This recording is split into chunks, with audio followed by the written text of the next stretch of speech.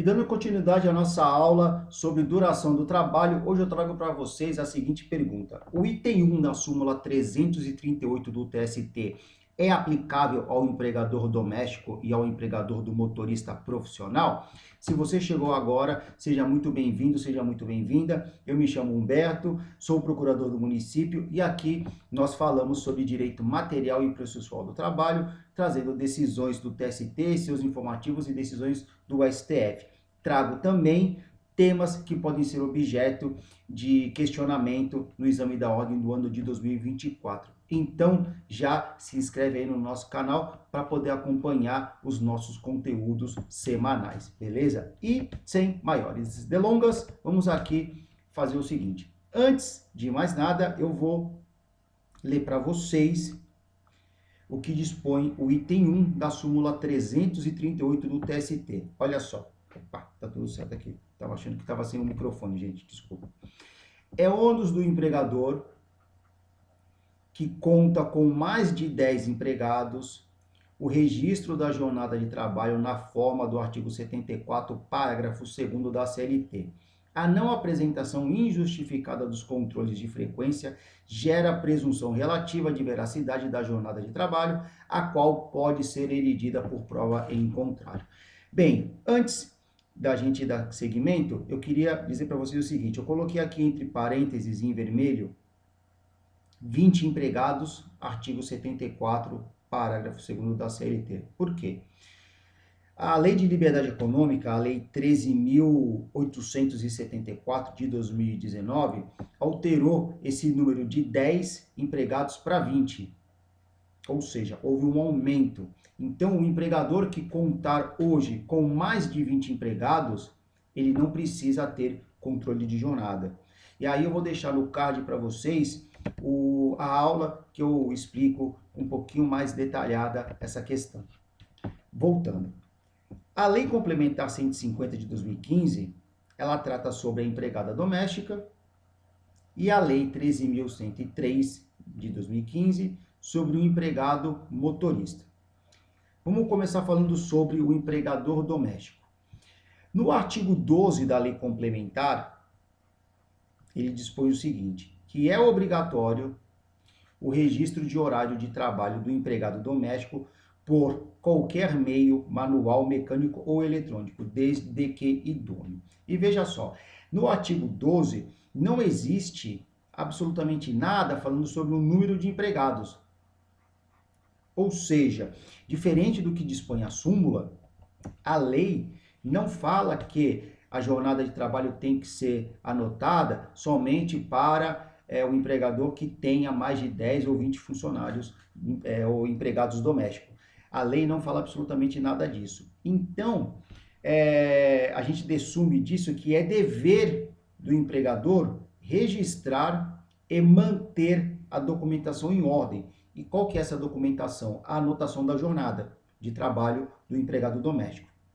E veja, a ausência dessa anotação, se existisse essa possibilidade do empregador doméstico não realizar a anotação, o controle da jornada de trabalho, isso ia acabar sendo uma prova diabólica, tanto para o empregador quanto para o empregado. Porque veja só, para o empregador, para o empregado, começar pelo empregado. Para o empregado, primeiro, ele trabalha sozinho.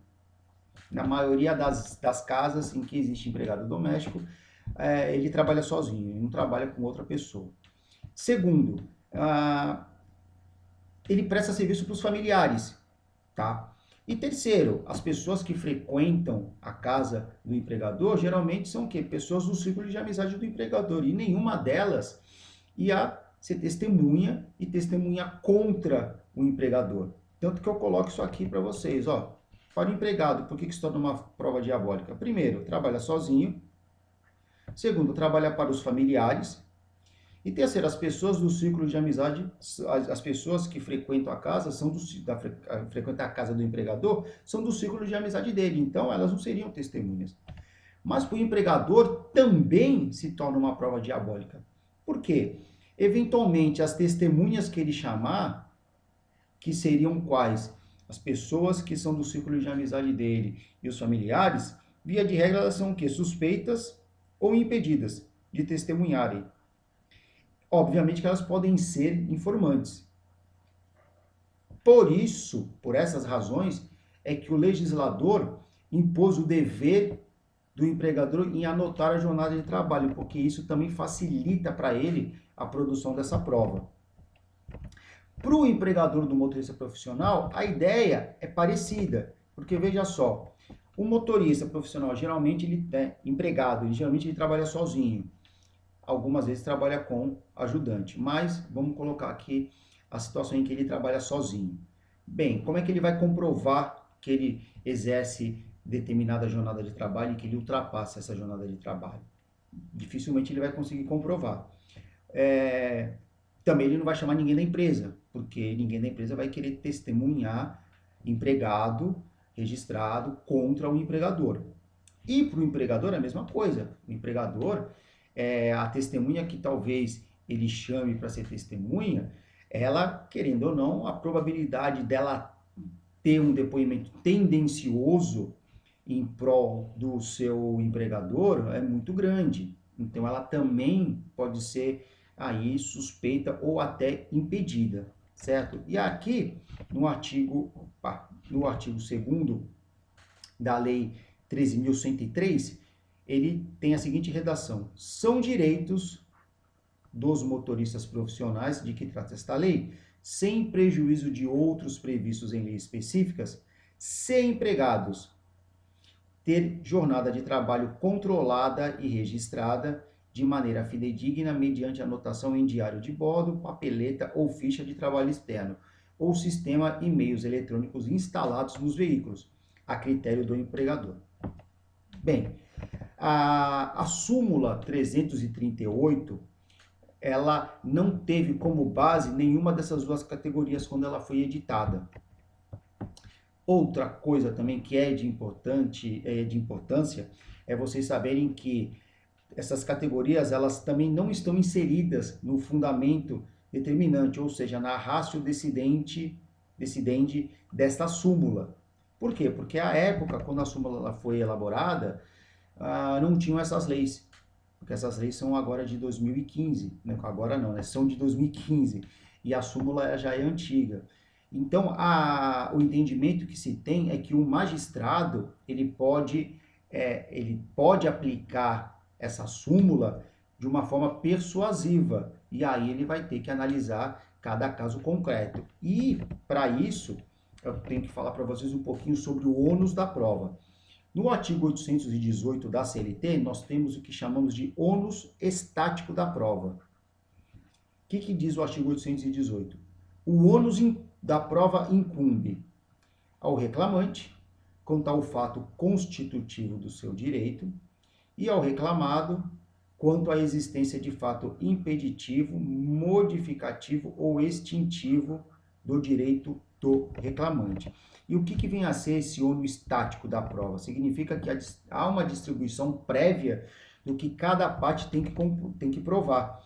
E o artigo 818 ele é claro que ao reclamante cabe comprovar o fato constitutivo do seu direito e ao reclamado quanto à existência de fato impeditivo, modificativo ou extintivo do direito do autor, do reclamante. Então, este é o ônus estático da prova, ou teoria estática da prova, ou outros doutrinadores chamam de ônus tarifado da prova, certo? Bem, entretanto, nós temos aqui o ônus dinâmico da prova. E o ônus dinâmico da prova, ele vem descrito nos parágrafos 1º e 2º do artigo 818 da CLT, que eu passo a ler para vocês agora. Nos casos previstos em lei ou diante de peculiaridades, vamos anotar aqui, né? Vamos grifar, peculiaridades da causa relacionadas à impossibilidade ou à excessiva dificuldade de cumprir o encargo nos termos deste artigo, ou à maior facilidade de obtenção da prova do fato contrário, poderá o juízo atribuir o ônus da prova de modo diverso, desde que o faça por decisão fundamentada, caso em que deverá dar à parte a oportunidade de se desincumbir do ônus que lhe foi atribuído. E o parágrafo 2º dispõe o seguinte: A decisão referida no parágrafo 1º deste artigo deverá ser proferida antes da abertura da instrução e, a requerimento da parte, implicará o adiamento da audiência e possibilitará provar os fatos por qualquer meio em direito admitido. O ônus dinâmico da prova nada mais é o quê? Aqui é a aptidão da pessoa que tem para produzir a prova. Tá? Eu deixei aqui no final o seguinte: atribuição do ônus da prova àquele com condições melhores de produzir. Ou seja, nesses dois casos, quem tem as melhores condições de produção da prova? Seria o empregador, tanto o empregador doméstico quanto o empregador do motorista profissional? Então, eles que têm que produzir essa prova. Caso isso não ocorra, aí o ônus será do empregado. E daí nós teremos a aplicação da teoria estática da prova. Beleza? Deixa eu voltar a tela aqui para mim. E aí, gente, só para finalizar, eu tenho um vídeo aqui no canal, que eu vou deixar aqui para vocês, na tela final, aqui na telinha final, sobre geolocalização. Nesse vídeo eu explico para vocês um caso em que tentou-se aí fazer a comprovação da jornada extraordinária através da geolocalização do celular. Vale a pena vocês conferirem. Beleza? Se você chegou até o final desse vídeo, não se esqueça de compartilhar, de dar o like, de fazer os seus comentários e também, se você não é inscrito no canal, já se inscreve aí para poder acompanhar todos os nossos conteúdos. Beleza? Um forte abraço e até a próxima aula.